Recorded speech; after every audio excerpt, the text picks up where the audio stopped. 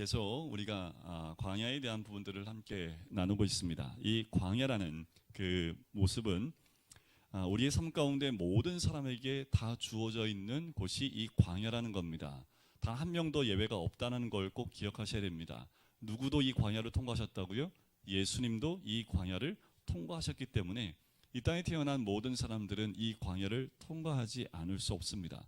성경에 나와 있는 모든 것을 보면 다 광야로 나아가게 되어져 있습니다. 그것은 이미 아담이 죄를 짐을 통해서 우리에게 준비되어져 있는 광야입니다. 자, 큰 구도가 어떤 거였습니까? 세상이라는 것이 있고 여기에 하나님 나라가 있습니다. 이 두 구도로 되어 있는데 이 세상에서부터 하나님의 인도를 받아서 이곳 하나님 나라까지 오는 과정을 우리가 광야라고 이야기를 했습니다.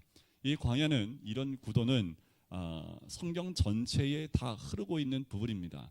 중요한 것은 세상이 어떤 것이고 광야가 어떤 것이고 하나님 나라가 어떤 것인지에 대한 개념을 정확하게 알고 있어야지 내가 어디에 지금 머무르고 있는지 또한 어디로 나가야 되는지의 방향성을 가질 수 있다는 겁니다. 여러분들 방향성은 있으십니까? 우리의 삶 가운데 세상 사람들이 갖고 있는 방향성은 뭐 가지고 세상에 돌아가냐 하면 이걸로 돌아갑니다. 결국 이거예요. 떡입니다. 옛날 말로 성경에 나온 것은 떡이라고, 사람이 떡으로만 살 것이 아니요 라고 얘기하지요. 결국은 이 떡으로 세상은 돌아갑니다. 다시 말씀을 드리면 세상은 돈을 따라가는 방향으로 나아가고 그렇게 살아가고 있다는 겁니다. 그렇다면 세상 방법으로 사는 사람의 가장 중심에 뭐가 있어요? 떡이라는 것이 존재한다는 겁니다. 그러면 하나님 나라는 무엇으로 돌아갈까요? 여기는 말씀으로 돌아가는 세상입니다. 자, 아주 쉽게 말씀을 드리면 광야는 떡에서 말씀으로 움직이는 것이 광야입니다. 자, 목사님, 저는 모든 삶의 말씀을 움직입니다. 오케이, 그럼 이분은 하나님 나라에 있습니다. 근데 목사님, 때로는 떡으로도 움직이고 때로는 말씀으로 움직이기도 합니다. 광야입니다. 자, 우리가 떡을 잡는 게 쉬워요? 말씀을 잡는 게 쉬워요? 떡 잡는 게 쉬워요. 왜요? 우리가 죄인이기 때문에 기본 사고 패턴이나 방향성은 떡을 향하여 나가끔 되어 있습니다. 우리가 말씀을 향하여 나가기로 결단하고 결심하고 또 나를 제어하고 또 나를 복종시켜서 말씀 앞에 무릎 꿇어야지 말씀으로 지배를 받는다는 겁니다. 이건 어쩔 수 없어요. 모든 죄성을 갖고 있는 모든 사람들이 가지고 있는 특성이 다 이와 똑같습니다. 어쩔 수 없어요. 목사는 다를 것 같습니까? 목사도 똑같아요. 근데 목사님들이 타락하는 거 딱 두 가지잖아요. 안 보이는 세 가지가, 세 번째가 있긴 한데 세 번째는 목사님들이, 성도들이 잘 모르더라고요. 딱 첫 번째는 뭐예요? 목사들도 돈 때문에 넘어집니다. 그 뭘로 넘어져요? 이성 때문에 넘어집니다. 이 두 가지, 항상 목사님들이 실수하는 게 이 두 가지에선 떠나지 않습니다.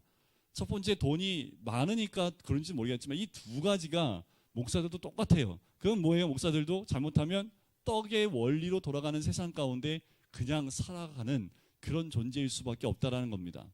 하물며 우리 성도님들 세상에서 살고 있는 우리들이 세상을 이기려면 뭐가 필요할까요? 이게 필요합니다. 이 말씀은 곧 믿음이지요. 믿음이 없이는 세상을 이길 수 없습니다. 자, 우리가 세상에 살고 있지만 떡의 논리로 움직이게 되면 세상에서 말하는 세상의 그 성공의 법칙대로 흘러가겠지만 그 성공은 하나님 허락하지 않으면 그건 성공이라 할 수 없는 거지요. 자, 우리는 이미 어디서 나온 거예요? 여기서 나왔습니다. 아멘이시죠? 이미 세상에서 예수 그리스도를 믿음으로 이 세상에서 나온 사람들, 애굽에서 나온 사람들이 우리들입니다. 자, 그러면 우리는 어디를 향하여 달려나가고 있습니까? 이 하나님 나라, 가나안 땅, 이 세상이 아닌 하나님 나라로 달려가고 있는 겁니다. 그런데 우리가 한 가지 또 강조를 해드린다면 하나님 나라는 죽어서 가는 땅 아닙니다. 죽으면 당연히 하나님 나라 가죠. 죽으면 우리에게 준비되어 있는 게 뭐예요? 영생, 영원한 나라, 하나님 나라가 준비되어져 있습니다. 그런데 거기는 요단강 건너 죽어서만 가는 땅이 아니라 하나님 나라는 이 땅에 없어요? 우리 예수님이 이 땅에 오셔서 마태, 마가, 누가복음에서 누누이 말씀하시는 게 뭐냐면 하나님 나라입니다. 그럴 때 우리 주님 말씀하신 것은 하나님 나라는 어디에 있다? 너희 안에 있느니라. 계속 하나님 나라는 우리 안에 있다라고 누누이 말씀하시는 것이 우리 주님의 음성이었습니다. 그렇다면 하나님 나라는 하나님이 지배하는 곳, 하나님의 통치가 있는 곳이 하나님의 나라이지요. 그러면 이 땅은 하나님의 통치가 안 돼 있습니까? 아니요, 이 땅도 하나님 통치하는 땅입니다. 그런데 우리가 그 하나님의 통치를 받고 있으면 하나님 나라에 들어간 사람들이지만 아직도 세상의 통치를 받고 있으면 우리는 세상의 권력하에 있는 거지요. 자, 우리가 여기서 나왔어요. 세상의 떡에 그 물질에 100% 돌아갔던 그 모든 삶에서 이제 나와서 예수 그리스도의 이름으로 이 땅을 출발을 했습니다. 그러면 우리는 어디를 향해 가고 있다고요? 하나님 나라요. 여러분들 어디를 향해서 달려가고 있습니까? 하나님 나라요. 이걸 잊으시면 안 돼요. 주일날 한 번 와서 예배드리는 것으로 우리의 삶이 결정되는 게 아닙니다. 예배드리는 것으로 우리는 하나님께 할 만한 도리 다 했다, 이거 아닙니다.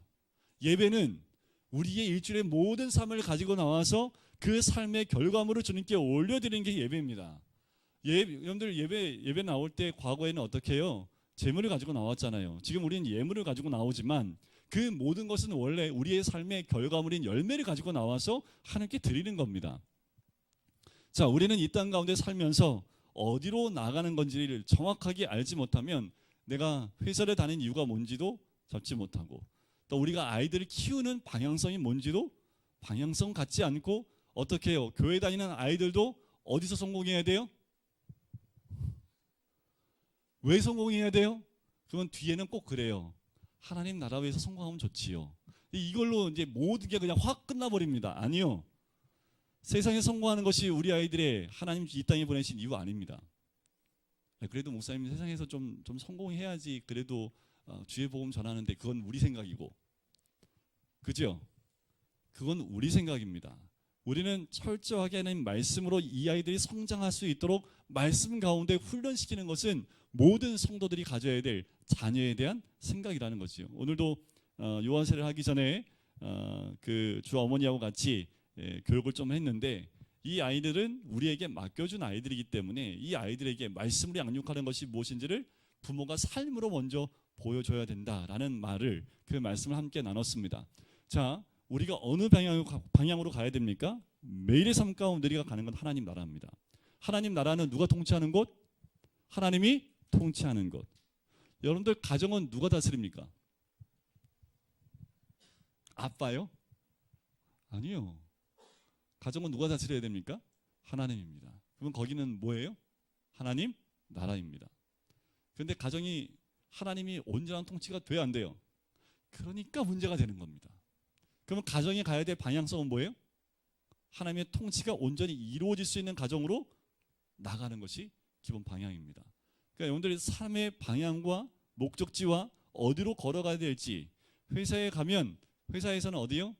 승진하기 위해서 그것만 바라보고 가는 게 회사에서 삶이잖아요. 그죠? 어떻게 하면 승진할 수 있을까? 아니요. 승진하지 말란 얘기가 아닙니다. 그 승진하는 건 하나님이 주신 은혜지요. 그게 목적이 되면 안 되지요. 우리가 회사 들어가는 이유가 먹고 살기 위해서 들어갔어요? 그러면 너무 힘들어요.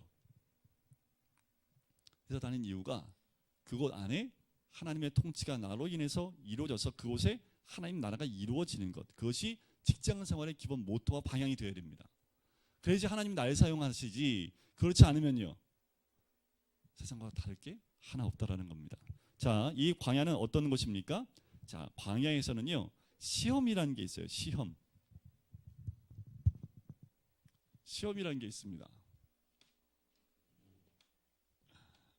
우리 아이들이 시험 없는 세상에 살고 싶지, 그지? 근데 시험 없다고 생각하는데 죽을 때까지 시험 있다? 그냥 포기하고 시험은 있구나. 자, 시험에 크게 두 가지로 나눌게요. 크게 두 가지. 시험에 크게 두 가지로 하면 첫 번째와 두 번째로 나눠집니다. 첫 번째 시험은 누가 주는 게 누가 주는 시험이냐면 마귀가 주는 시험입니다. 그래서 이거를 영어로 하면 뭐라고 해요? 템프테이션. 그건 뭡니까? 유혹이라고 하죠. 유혹. 마귀는 우리를 유혹해요. 자, 두 번째 시험은 누가 주는 거예요? 하나님이 주시는 시험이 있습니다. 자, 하나님 주신 시험은 여기서 또 두 가지로 나눠지는데 그냥 하나로 얘기할게요. 테스트. 말 그대로 시험입니다. 테스트예요. 이 두 가지에 나타난 증상이 다릅니다. 우리가 이 광야 가운데, 믿음 가운데 광야에 나와도 마귀는 끝까지 우리를 어떻게 하기를 원해요? 하나님 백성이 아니라 마귀 자녀 삼으려고 우리를 끝까지 우는 사자처럼 우리를 물어가려고 하는 것이 이 마귀입니다. 그러면 유혹을 주는 이유가 뭘까요? 광야에서 우리한테 사단이, 이 마귀가 유혹을 주는 이유가 뭘까요? 딱 목표 하나입니다. 죽어라는 거예요. 광야에서. 하나님 나라 가지 말고 광야에서 그냥 그 유혹에 맞아서 죽으라는 거지요. 그래서 이스라엘 민족이 광야가에서 유혹을 엄청 많이 받아요. 이 성적 유혹부터 시작해서 물질적인 유혹부터 시작해서 유혹이 굉장히 많습니다. 그 유혹이 한번 넘어지면 어떻게 돼요? 죽어요. 자, 그런데 하나님이 허락하신 이 시험은 어떤 것일까요? 어떤 것일까요?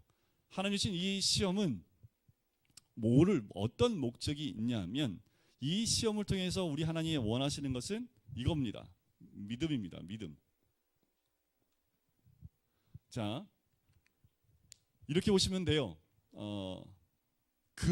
순금을 만들려면 우리가 보통 어디에다 넣어야 돼요?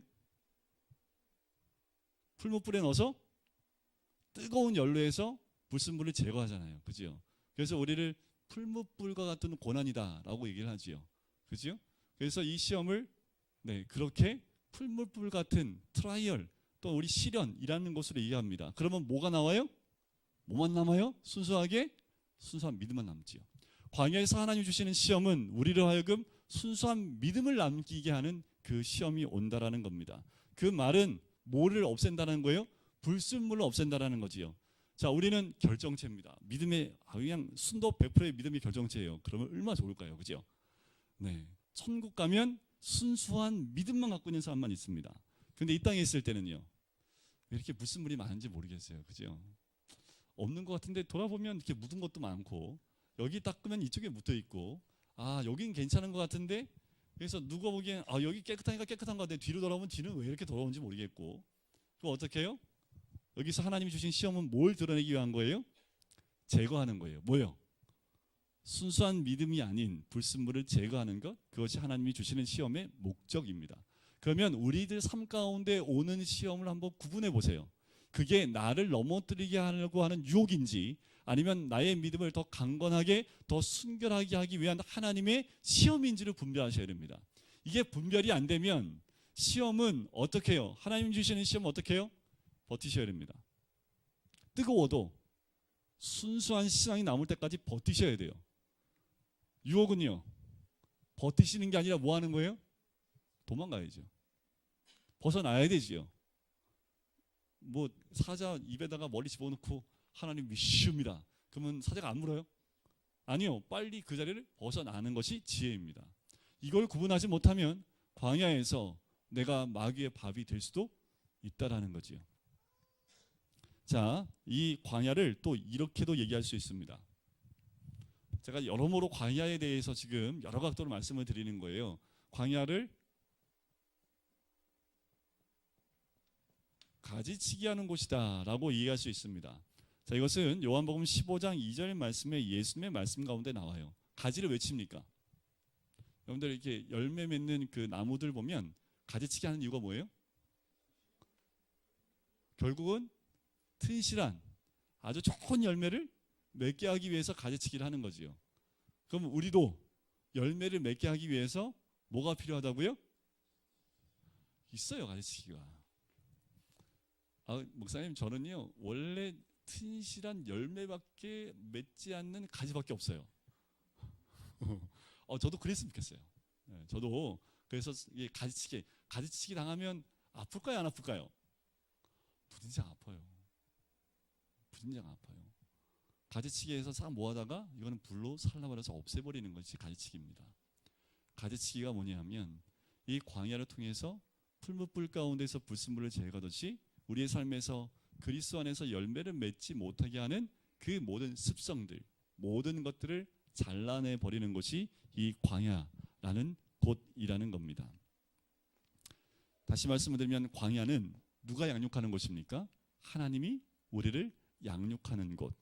그래서요 40년 동안 이스라엘 백성이 입고 있었던 옷이 헤어졌다 안 헤어졌다? 안 헤어졌다. 발이 부르틀었다 안 부르틀었다? 안 부르틀었다. 우리 하나님이 양육하시기 때문에 우리 하나님이 인도하시는 그 40년 동안에는 헤어짐이 없고요. 발이 부르트지도 않고 신발이 헤어지지도 않습니다.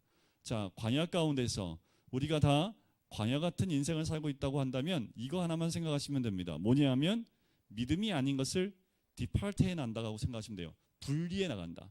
계속 우리가 이 땅에 살면서 뭐만 하는 거예요? 믿음 아닌 것들을 내 삶에서 자꾸 제거해 나가는 거예요. 이 말 믿음의 말 아니야. 이거 없애야 돼. 이렇게 행동하는 거 하나님이 믿음의 행동 아니야. 이건 제거해 나가야 돼. 하면서 삶 속에서 계속 이것들을 자꾸 떠나버리는 거예요. 그게 아브라함이었잖아요. 자꾸 떠나는 거예요. 자꾸 제거하고 떠나고 없애버리는 것, 그곳이 어디냐면 광야라는 곳입니다. 믿음이 아닌 것들을 자꾸만 분리해 나가는 것. 그래서 여러분들 창조를 보세요. 창조할 때 창조하고 난 다음에 어떻게 합니까? 자꾸 분리하잖아요. 빛을 창조하시고 뭘 나눠요? 빛과 어둠을 나누시잖아요. 땅과 바다를, 무틀 또 나누시잖아요. 창조는 나누어가는 겁니다. 하나님의 것과 그렇지 않은 것들을 나누어 나간다라는 거지요. 그러니까 여러분들이 지금 우리가 광야 같은 삶을 살아요. 그럼 우리가 눈이 봐야 될 건 뭐예요? 믿음 아닌 것을 잘라내버릴 것이 무엇인가를 계속 보셔야 됩니다. 안 보면 어떡할까요? 볼 수 있는 환경이 옵니다. 그걸 우리는 고난이라고 얘기를 해요. 고난 오면 그럼 뭐 보면 될까요? 고난이 왜 온다고요? 이렇게 말씀을 드려야지 또 이게 또 접근이 가까우니까. 왜 하나님 고난 주신다고요? 믿음 아닌 것을 제거하려고. 그럼 우리가 왜 고난이 온다고요? 믿음 아닌 것을 제거하지 못하니까 고난이 온다고 그랬잖아요. 그러면 고난이 오면 뭐만 보면 돼요? 믿음 아닌 것이 무엇인지만 발견해서 그거를 제거하면 고난은 끝납니다. 믿어보시라니까요. 저는 제 말 하는 게 아니라 말씀 가운데 제가 깨달은 말씀을 드리는 거니까, 의심이 들면 한번 해보세요. 고난이 왔어. 그건 이 고난이 오는 것에 대해서 두려워하지 말고, 고난은 두려워할 필요가 없습니다. 이 고난이 나한테 온 이유가 뭘까? 그리고 하나님이 이 고난을 주신 이유가 뭘까? 이것만 생각하고 묵상하면요, 그게 답이 나옵니다. 그래서 그거를 딱 밀쳐버리고 내 삶에서 제거하면 고난은 떠나게 돼 있어요. 근데 우리는 그걸 발견해요. 고난을 붙들고 엉엉 울어요. 고난을 붙들고 있어요. 그러니까 고난이 어떻게 해요? 떠나지 않지요. 자, 때로는 때 보내는, 이게 때 나에게서 이렇게 분리해서 내보내는 게 이게 쉬워요? 어렵지요? 어렵잖아요. 그래서 결혼하게 되면 제일 먼저 주셨던 창세기 2장 24절 말씀이 뭡니까? 누굴 떠나라고요? 부모를 떠나는 게 그렇게 어려워요. 떨어지는 게 그게 쉽지 않습니다. 광야 가운데 이게 분리된다는 건 그게 쉽지가 않아요. 그래서 어떻게 해요? 광야를 통과하면서 우리가 해야 될 건 자꾸 디파트했다는, 떠나보내는 거. 자꾸 분리하고 떠나보내고, 하나님 원치 않는 것 자꾸 분리해서 떠나보내는 거예요. 관심을 여기에 두셔야 됩니다. 신앙생활은 하나님 원치 않는 것을 제거해서 떼내 보내는 게 신앙생활입니다. 신앙생활은 우리가 주일마다 와서 앞에 앉아서 예배 드리는 것만 신앙생활이 아니에요. 그거는 하나의 눈에 보이는 행동입니다. 이것보다 더 중요한 건 뭐예요? 그 내면적인 거. 그러니까 이스라엘 민족이 죄를 지면서 했던 게 뭐예요? 제사를 계속했습니다. 예레미야 아침마다 묵상할 때 보면 너희 번제물 소제물 안 받겠다. 너희 소용없어 그거. 왜요?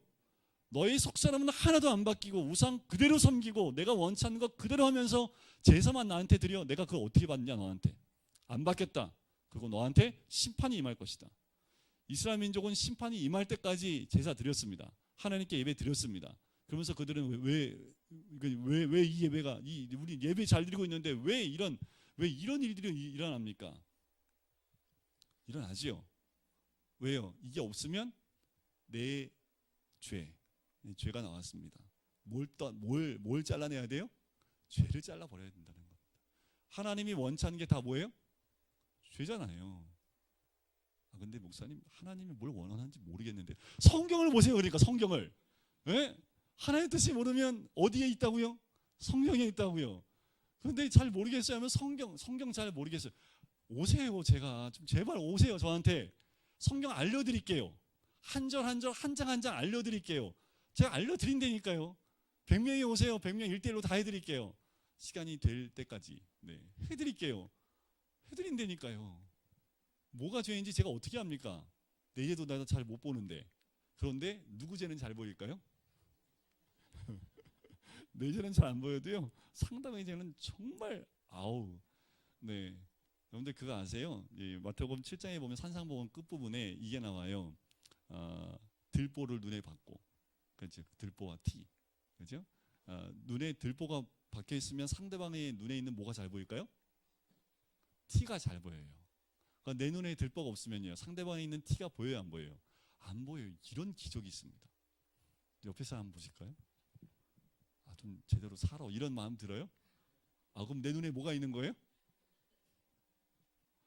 솔직히 말씀드려서 여기서 눈에 들보 안 가지고 계신 분 손들어 보세요. 저는 전혀 남의 허물 전혀 안 보여요. 목사님 저는 하나님 형상인데 어떻게 허물이 보여요? 뭐 이런 분들 계세요? 네, 한 명도 없으실 거예요. 그 말은 뭐예요? 일단 내 눈에 들보는 하나씩 받고 있는데 들보가 몇 개 박혔는지가 문제지. 그러니까 이 들보 빼는 게 광야입니다. 이 광야를 통과하고 하나님 온전한 뜻 가운데만 있으면 모든 사람 안에 있는 하나님을 발견하는 거지요. 식물을 봐도 우주를 봐도 하나님을 발견하는 그 뜻 가운데 나가게 됩니다. 이것이 광야입니다. 세상을 이기는 승리는 이것이니 우리의 뭐라고요? 그래서 하나님이 이 믿음을 위해서 시험을 주시는 거예요. 세상을 이길 수 있는 방법은 뭐밖에 없어요? 믿음밖에 없어요. 근데 믿음이 혼탁해. 믿음이 너무 덕지덕지 너무 많은 것이 붙어 있어. 그러면 세상을 이길 수 있어요? 없어요? 잘 못 이기지요. 그러니까 하나님 어떻게 해요? 그거를 제거하는 방법은 둘 중에 하나입니다. 제가 정확하게 말씀드리지만 두 가지가 있어요. 이 죄를, 이 믿음에 붙어 있는 것들을 제거하는 방법은 딱 두 가지입니다.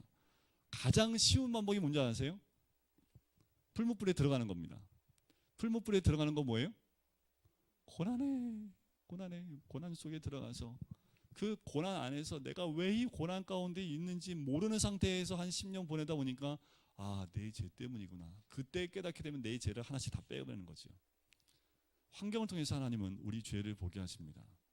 환경이 아니면 우리는 남의 죄만 바라보는 인생입니다. 눈이 이렇게 봐야 되는데 눈이 어디만 보고 있어요? 네? 눈이 누구만 보고 있어요? 상대방만 보고 있으니까 그 사람 죄만 보이는 거지요. 자, 이게 가장 쉬운 방법인데 좀 어려운 방법이 있습니다. 고난 없이 이 시험 없이 순전한 믿음을 가는 방법. 이게 좋지 않습니까? 고난 안 좋아요? 고난 한번 이렇게 가고 난 다음에 자, 제일 좋은 건 고난 없이 내 안에 붙어 있는 믿음 아닌 것들을 발견해 나갈 수 있다면 이거보다 더 좋은 거 없죠. 알려드려요? 하실래요? 네, 그건 다음 문제고, 그죠? 하는 거는 다음 문제 한번 들어보고 일단 그건 말씀밖에 없어요. 말씀을 매일 묵상하십시오. 말씀을 제가 항상 그러잖아요. 말씀을 묵상하는데 이렇게 보면은 누가 보여야 돼요? 남편이 보이네.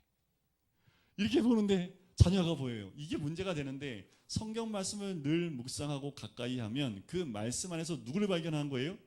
그 안에 있는 아직 말씀 가운데 형성되지 못한 내 죄된 모습이 보이는 거죠. 그걸 또 붙잡고 하는 게 기도하고 내어 던지고 또 붙잡고 내어 던지고 이게 광야의 삶인데 그 광야의 삶에 있으면서 하나님의 환경 주기 전에 말씀을 그걸 다 제거해내면 이게 40년이 아니에요.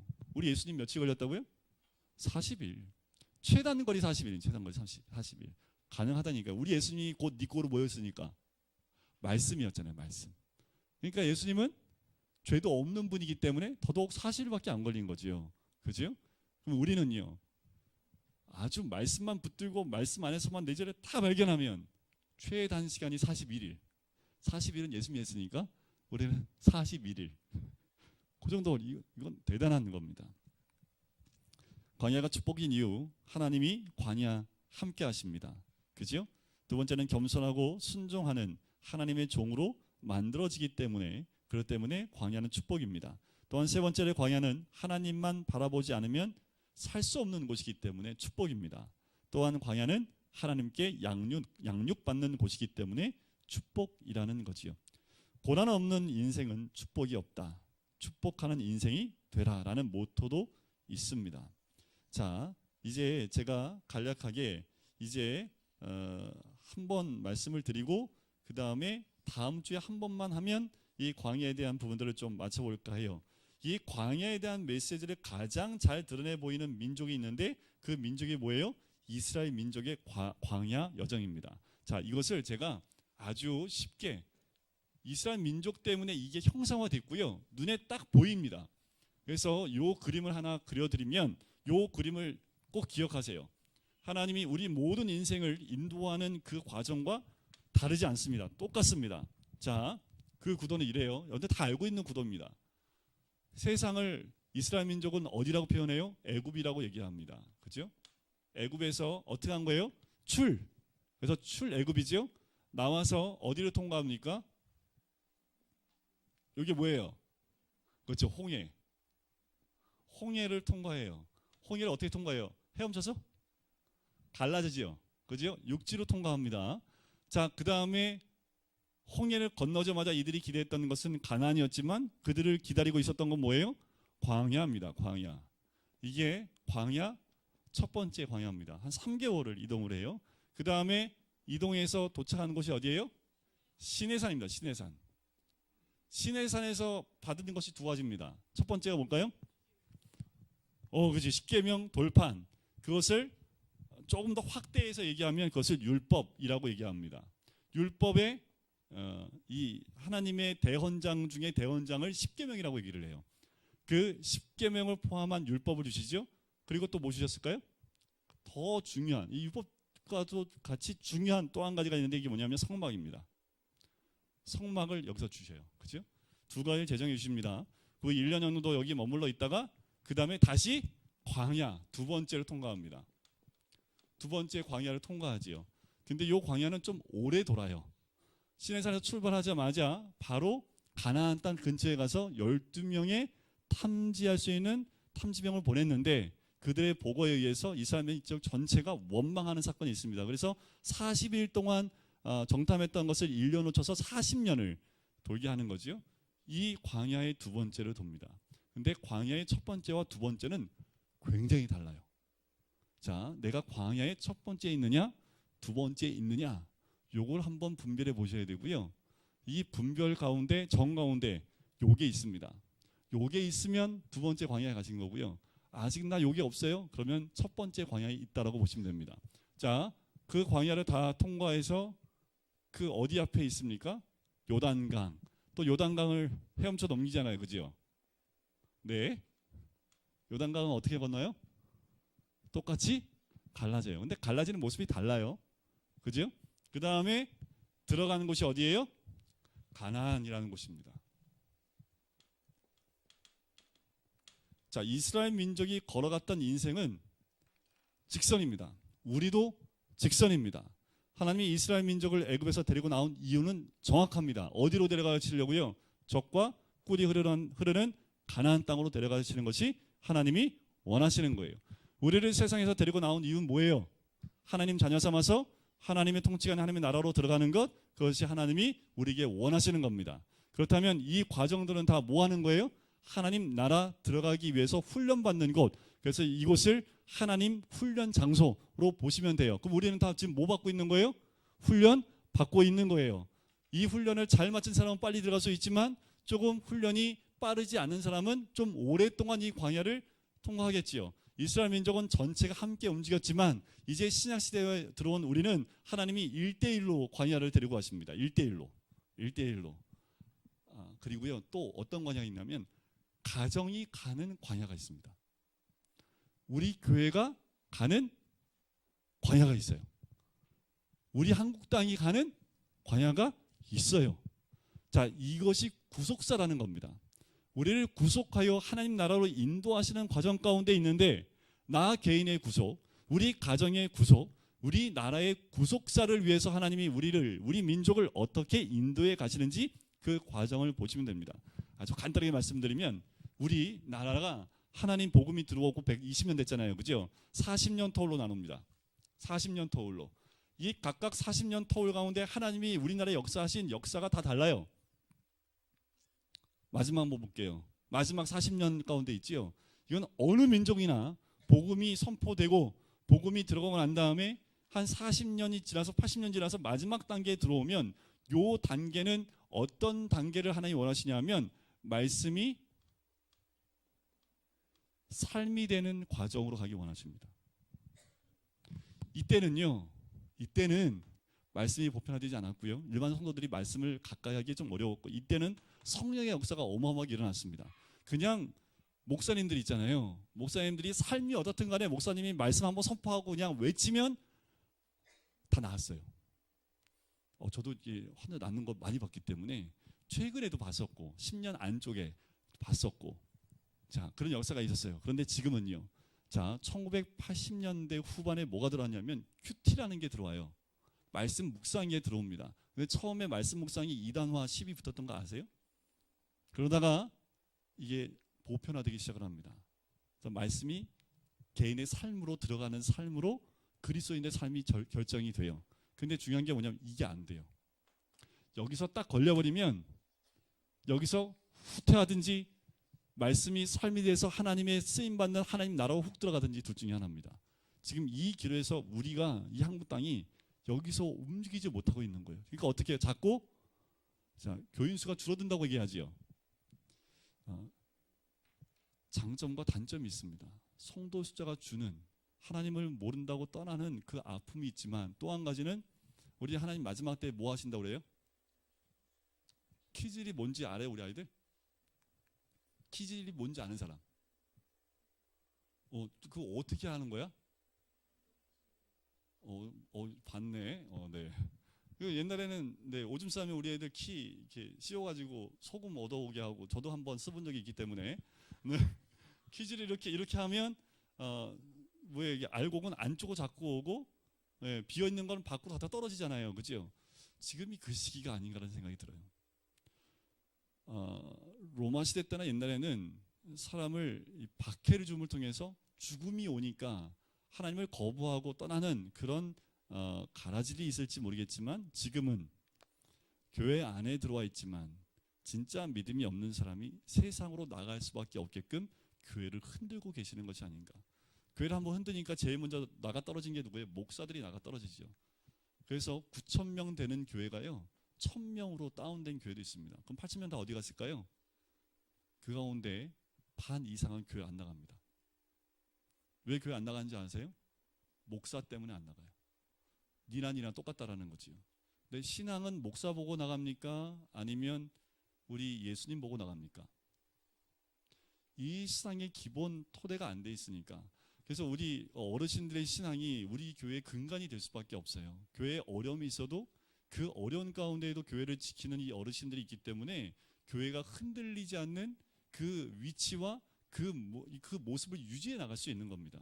그런데 요즘 저도 젊은 것들이니까 젊은 것들은요 한번 툭 건드리면 그냥 안 나와 버립니다. 이게 무슨 문제입니까? 정말 예수님 믿으면 교회가 흔들려도 교회 나와야 안 나와요? 믿음의 공동체에 나와야 돼요, 안 나와야 돼요? 나와야지요.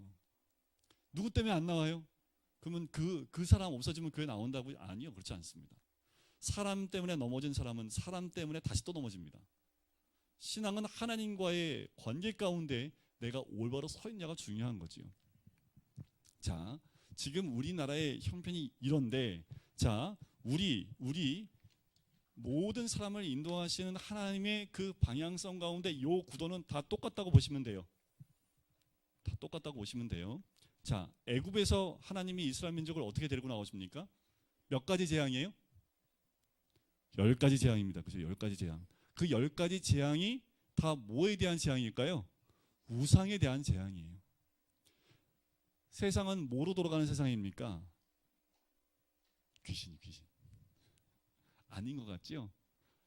아무리 이 과학이 발달해도요, 과학자들도 돼지 머리 갖다 놓고 제사 지내고 다 하더라고요. 다 우상으로 돌아가는 세상입니다. 이 세상이 다 우상이에요. 이 우상이 지배하는 이 세상 가운데서 우리를 데리고 나오시려면 우상이 다 아무것도 아니다라는 걸 보여줄 수밖에 없지요. 그 가운데 하나님이 참 하나님이라는 것을 보여줄 수 있는 방법은 이 우상을 파괴하는 것밖에 없습니다. 그리고 이 애굽에서는요 하나님이 우리의 눈높이를 맞춰주십니다. 그래서 은혜의 곳이라고도 얘기하고요, 하나님이 우리에게 다 맞춰주세요. 그래서 우리를 보호해 주시고 대박도 납니다. 네? 대박도 나요. 그 대박을 누가 주시는 거예요? 하나님이 주신다니까요. 그러니까 어떻게 해요? 하나님 믿어 나오죠. 근데 거꾸로 교회 나왔더니 일이 막혀. 그게 복인데 그래서 교회 안 나와요. 그러니까 예수님 만나지 못했기 때문에 그런 일이 있죠. 자, 여기가 애굽에서 나오기 전에 어떤 일을 합니까? 마지막 재앙 가운데 뭘 허락하세요? 유월절이라는 걸 허락하지요. 장자가 다 죽어요. 그죠? 그 가운데 이스라엘 민족 가운데만 뭐가 있어요? 죽음이 없습니다. 죽음이 넘어가지요. 그래서 패스 오버라고 얘기를 하잖아요. 그 죽음이 넘어가는 것은 곧 누구를 의미합니까? 예수 그리스도의 생명이 그들의 가정 가운데 다 들어간 거지요. 죽음이 없는 게 아닙니다. 대신 누가 죽었어요? 어린 양이 죽은 거지요. 그 어린 양의 죽음을 통해서 그 가정 안에 있는 죽음이 넘어간 겁니다. 그것은 결국 뭐예요? 우리를 구원하시기 위해서 예수님의 십자가의 죽으심을 통해서 우리를 지배하는 죽음의 사망이 우리를 지배할 수 없게 된 거지요. 그 본을 보인 것이 애굽에 있을 때 6월절입니다. 마지막 재앙이었지요. 생명의 주관자가 누구예요? 이 땅의 세력이 아니라는 겁니다. 생명의 주관자는 누구예요? 우리 하나님이라는 거예요. 그래서 우리 안에 예수 믿으면 뭐가 들어온다고요? 생명이요. 영생이요. 그러니까 여기 남아 있을 수가 없는 거예요. 이 땅은요. 세상이 지배하고 세상의 생명, 세상 것들이 지배하는데 하나님의 영을 받은 사람이 이곳에 있을 수 없어요. 못 있습니다. 못 있을 수밖에 없는 게 뭐냐면 애굽에서 쫓아내요. 나가라고. 다 나오잖아요. 급하게 나와요. 그래서 뭘 가지고 나와요? 무교병 갖고 나오잖아요. 그렇죠? 그래서 홍해를 건너요. 자, 이 애굽에서는 하나님이 우리 어떻게 해요? 우리에게 눈높이를 이렇게 낮춰줍니다. 우리 눈높이 어디예요? 우리 예수님이 하나씩 다 맞춰준다니까요. 각자에 맞게끔 눈높이를 맞춰주십니다. 왜요? 안 그러면 하나님 너무 높으니까 하나님 나오라면 안 나와요. 그러니까 어떻게 해요?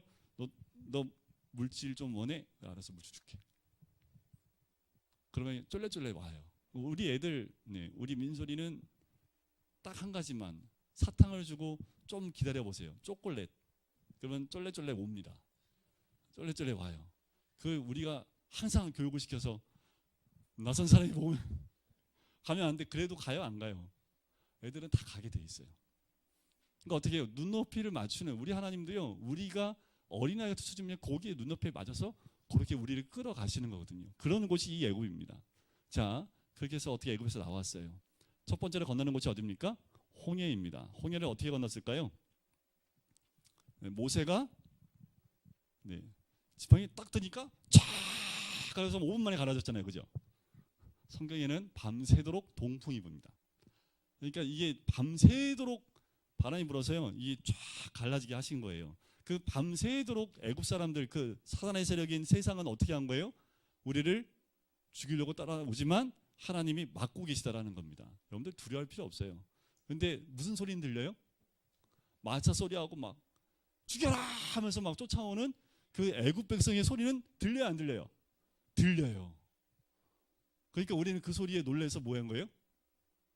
하나님 여기 죽을 데가 없어서 여기 데려가고 뭐 죽이십니까?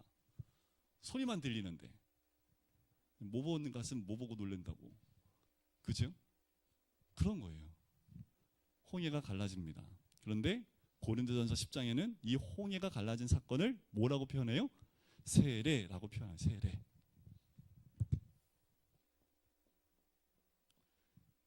세례란 내가 옛사람은 죽고 새 사람으로 다시 거듭나는 것. 그것을 세례라고 얘기하지요. 자, 홍해를 건널 때 안 죽었어요? 홍해 건널 때 죽었습니다. 누가 죽었을까요? 애굽에서 쫓아온 군병들이 수장돼 죽었잖아요. 그 말은 세상 것이 죽는 곳이 홍해입니다. 세례란 내 안에 있는 세상 것이 죽는 것, 그게 세례예요. 그래서 세례 받을 때 또한 입교할 때 정말 중요한 것은 이 고백이 있어야 됩니다. 세상에 대해서 전 죽겠습니다. 결단이 있어야 됩니다. 저도 중학교 2학년 때 못 모르고 세례 받았어요. 이거 알았으면 좀 고민해보고 받았을 텐데 아무 고민 안 하고 그냥 세 번 하고 그냥 세례 받았어요. 그리고 세례 교인이 된 거지요. 그리고 얼떨결에 어디로 나왔어요? 광야로 나왔어요. 얼떨결에. 근데 여기 있는 분들 가운데 다 얼떨결에 광야 나왔지 세례라는 게 뭔지를 깊이 묵상해보고 나오신 분 많지 않을걸요? 네? 근데 이미 건너와서 뭐 어떻게 그러면. 그러니까 어떻게 해요? 여기서 더 고생하는 거예요. 여기서 좀 애굽에 있는 거 다 죽이고 좀 넘어왔으면 덜 할 텐데 이거 안 죽이고 그냥 왔거든요. 그러니까 어떻게 여기서 좀 고생을, 여기서 좀 많이 죽이고 와도 고생을 하는데, 자, 이 세례란 옛사람이 죽고 새 사람으로 태어나는 것. 옛사람이라는 게 뭘까요? 세상적인 것, 욕망, 욕심, 탐심, 걱정, 근심 모든 것들을 다 죽이는 게 세례입니다. 그리고 어떤 영을 받아요? 예수의 영을 받고 성령이 나를 지배하는 삶으로 바뀌는 것이 세례입니다. 자, 세례는 평생에 한 번 받지요. 세례는 매일 받으셔야 됩니다. 좀 그래서 매일 받는다는 건 좀 설명드리고, 그래서 저는 세례를요 침례를 하고 싶어요. 그냥 마음은 침례, 그냥 침례. 우리 다 성도들 이렇게 산속에 들어가서요. 그냥 세례는 아니고 세례가 어떤 것이 맛만 보여드리고 싶은데, 세례 어떻게 받는지 아시죠? 침례 할 때는 침례복을 갈아입어요. 네? 근데 그거는 정말 비싼, 이게 물이 들어가도요 붙지 않아요. 그래서 딱 입고 목사님하고 장로님이 뒤에서 목에다 딱 손을 대요. 그리고 등을 딱 받쳐요. 그리고 훅 집어넣습니다. 말 좀 안 드는 성도는 좀 오래 넣어놓고, 좀 오래 훅 할 때까지 넣어놓고, 그 다음에 이렇게 좀 꺼내고, 말 잘 듣는 성도는 넣었다 그냥 빼고. 목사님들도 침례 목사님들이 그 얘기를 하시더라고요. 조금 말 정말 안 들어 그러면 좀 오래 넣어놓는데요. 그러고 나오면요 조금 말 잘 듣는데요. 제가 이걸 한번 해보고 싶은 게 뭐냐면, 물속에 들어감으로 뭐예요? 숨 못 쉬잖아요. 그죠? 숨이 못 쉬어서 내 육이 죽은 겁니다. 다시 나올 때 숨 쉬는 건 뭐를 숨 쉬는 거예요? 아까 소개에서 말씀드렸지만 하나님의 생명으로 호흡한다라는 의미가 있습니다. 그러니까 다시 뭐예요? 부활의 의미를 이 안에 다 함축하고 있는 거지. 그래서 다 한 번씩 좀 제가, 어떤 분은 한 2분 집어, 어떤 분 넣었다가 좀 빼기도 하고, 네. 그래서 이 세례를 정말 잘 받으면요, 세례 받음과 동시에 방언도 터지기도 하고요, 세례 받으면서 병이 낫기도 하고요, 그런 역사들이 지금도 일어나고 있습니다. 자, 홍해를 딱 건너요. 홍해 건넜더니 뭘 기다리고 있어요? 첫 번째 광야인데요. 요 시기를 뭐라고 할 수 있냐면 유학입니다. 유학이. 그럼 여기는요 성숙기라고 보면 돼요. 성숙기. 자, 오늘 본문 말씀 히브리서 5장 말씀에 보면 유학이 어릴 때는 뭘 먹어요? 젖을 먹죠, 그죠? 그럼 좀 성장하면 뭘 먹어요? 단단한 음식을 먹습니다. 여러분들 단단한 음식을 먹으세요? 아니면 아직도 젖을 먹고 있습니까? 근데 목사들한테는 그게 보이더라고요. 그게 보여요. 성도님들 자신은 다 단단한 음식을 먹는다라고 다 생각을 해요. 저도 그렇게 봐드립니다.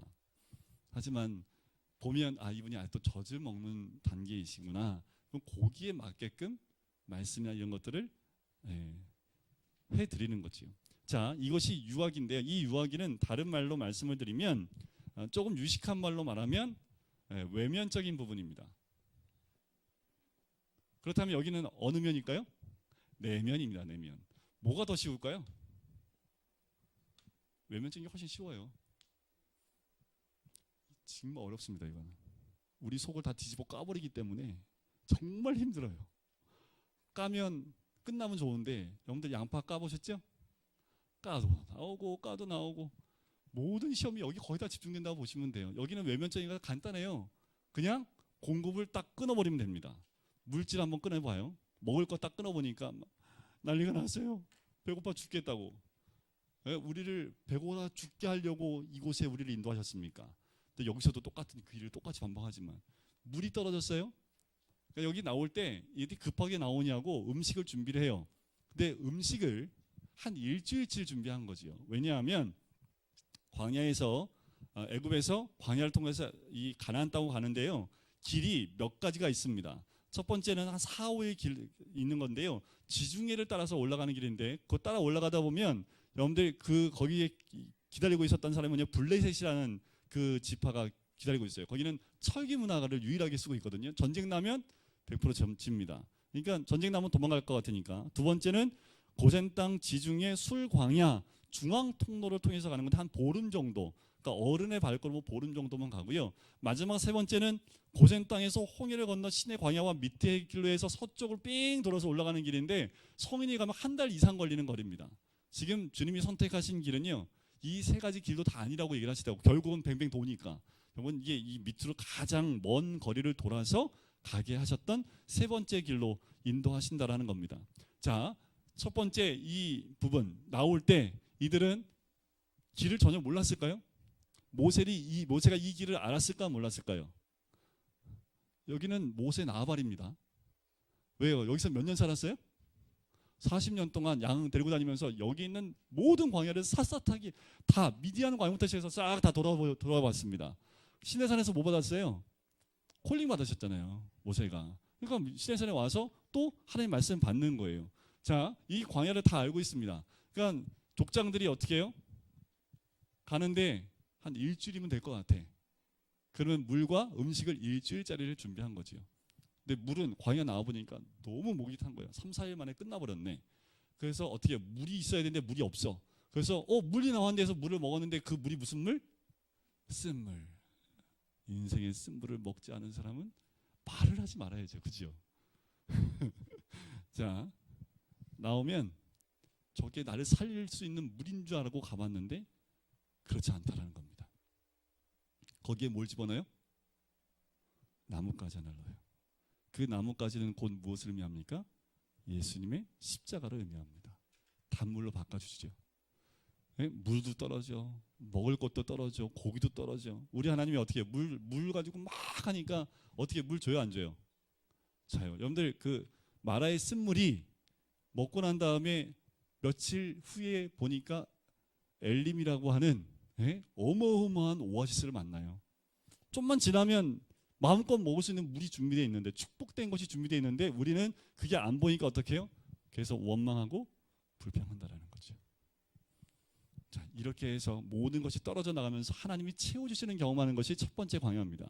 그러니까 어떻게 해요? 유아기는 하나님이 계속 공급해줘요. 계속 공급해줘요. 계속 떨어져요. 하나님 공급해줘요. 그러면 광야는 어떤 것이에요?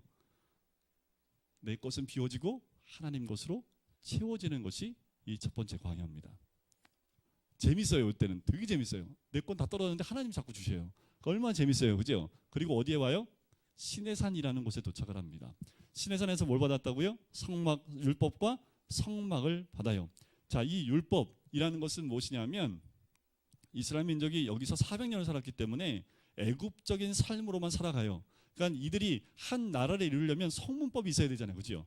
법이 있어야 되는데 그 법이 없어요. 그 어떻게 하나님이 법을 주신 거지요? 그러면 어느 나라에서 살아갈 수 있는 법일까요? 하나님 나라예요. 그러면 여기서 주면 되지 왜 여기서 줬을까요? 우리가 하나님 말씀대로 살아간다면 하나님 나라에 들어가서 하나님 말씀 배우면 되지 왜 중간에 떡하니 말씀을 주셨을까라는 거예요. 근데 아시죠? 네, 훈련시켜야지 말씀으로. 그래서 말씀으로 순종하는 게 뭔지 여기서 훈련을 만드는 거예요.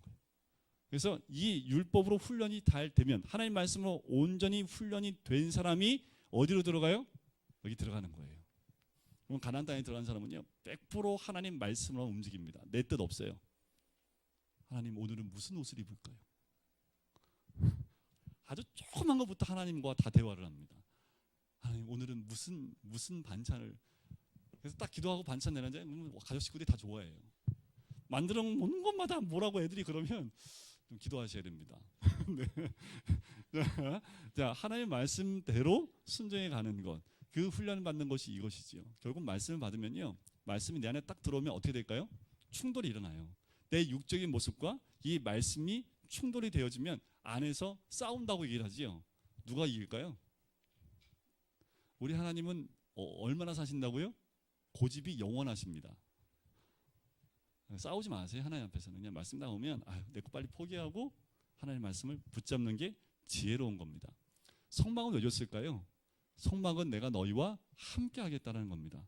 성막의 변천사도 나중에 한번 볼 수 있으면 좋을 것 같고요. 두 번째 광야는 어디요? 성숙해 가는 거지요. 단단한 음식을 먹을 수 있게끔 훈련받는 것이 두 번째 광야입니다. 거의 38년은 이 시간을 보내요. 여기보다 여기가 거의 대부분의 시간입니다. 그만큼 내면이 성숙해 나간다는 것이 쉬운 게 아닙니다.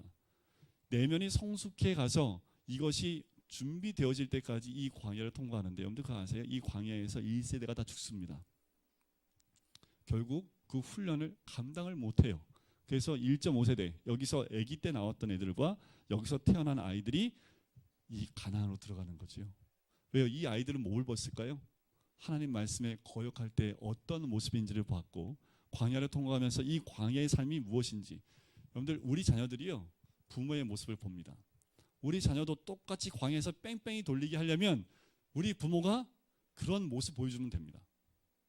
하나님 말씀 순종 안 하고요 괜히 뱅뱅 돌고요 예, 아주 간단하게 주일 예배 괜찮아 그럼 아이들이 그거 보고 예배 빠져도 되는구나 라는 걸 인식하게 되는 거지요. 하나님 앞에 나가는데 말씀 외에 다른 것을 붙들고 가는 모습을 보면 우리 자녀들이 그걸 보고 뭐 하는 거예요? 배워요. 그럼 어떻게 해요? 그 아이들의 광야는 여기서 시작하는 겁니다. 근데 부모님이 말씀 갖고 열심히 성숙하다 여기서 끝냈어요? 그럼 우리 아이들은 어떻게 해요? 말씀으로 씨름하고 있는 그 부모를 봤기 때문에 여기서부터 시작을 하는 거예요. 그러면 가나안에 들어가기 쉬워요? 안 쉬워요? 쉽지요. 근데 어떤 아이들은 여기서부터 시작을 해요. 부모님이 여기서 맨날 원망하니까 주시고 여기 너무 재밌어. 그래서 여기서만 있던 부모들은 애들도 어떻게 해요? 여기서만 있어요. 근데 정말 힘들어 어렵지만 말씀으로 살아내려고 그렇게 애를 쓰는 아버지와 어머니, 세상 가운데 인정을 받지 못하지만 주님 앞에 가면 인정받을 만큼 아이들도요 보면 알아요. 그 부모를 보면서 아이들도 결정하는 거지요. 힘들어도 어려워도 세상 가운데 내 마음을 뺏기는 것이 아니라 하나님 말씀대로 순종하는 삶을 살아야겠다 결단하는 거지요. 그럼 그 아이들은 좀 빨리 가요. 우리의 방향성은 여기입니다. 제가 오늘 아주 간단하게 말씀을 드렸고요. 다음 주에는 이걸 조금만 자세하게 좀 나눠서 설명을 해드릴게요. 그러면 지금은 얼추 나는 한 여기 정도 온 것 같아요. 뭐 이렇게 다들 좀 생각하고 계시죠? 네, 생각하고 계세요. 그러면 제가 고기 훈련이 뭔지 알려드릴게요. 여기 단계 훈련은 뭔지 알려드릴게요. 그러면 대충 내가 지금 요 정도의 단계의 훈련을 받고 있구나라는 생각이 들어와요. 여러분들 이 광야는요 모든 사람에게 준비된 하나님의 복된 장소입니다. 하나님의 사람 만들기 위해서 하나님이 원하는 하나님의 사람 만들기 위해서 하나님이 준비된 곳이기 때문에 우리 자녀들은 얘들 복 받은 거지요. 자고 있어도 얘들은 복 받은 겁니다. 언젠간 귀가 뚫려서 주의 말씀이 들리면 광야라는 거 맞죠. 그때 그 광야 생각날 때가 분명히 있을 겁니다. 젊었을 때 어릴 때 이 광야를 깨달으면요 얘도 허튼 길 안 갑니다. 딱 하나님 원하시는 길을 딱 붙잡고 그 길로 그냥 가요. 그리고 눈 돌리고 다른 것에 마음 안 뺏깁니다. 네, 끝날 때 되니까 이제 다들 이제 조금씩 네, 그래도 우리 아이들만큼 이 오예배의 이 시간에 참여하는 아이들이요 전국에 많지 않습니다. 우리 교회가 소망이 있다는 건 이 아이들이 이곳에 지금 지키고 있기 때문에 제가 그랬잖아요. 얘네들 이렇게 대학생 때까지 대학 졸업할 때까지 이 자리 지키고 있으면 얘들 하나님 쓰신다니까요. 여러분들 족쇄를 여기다가 그냥 이렇게 채워가지고요. 네, 그냥 묶어 놓으세요 그냥. 그 어느 순간에 이 아이들이 깨닫고 하나님 쓰시는 자리에 간다니까요. 제가 그랬죠. 제가 엘리라고 갔다 할지라도 하나님이 엘리 제사장의 말을 들으셨잖아요. 그죠? 얘도 묶어 놓으세요 여기다. 대학교 졸업할 때까지. 그러면 하나님 쓰신다니까. 대학 졸업과 함께 하나님 쓰실 겁니다.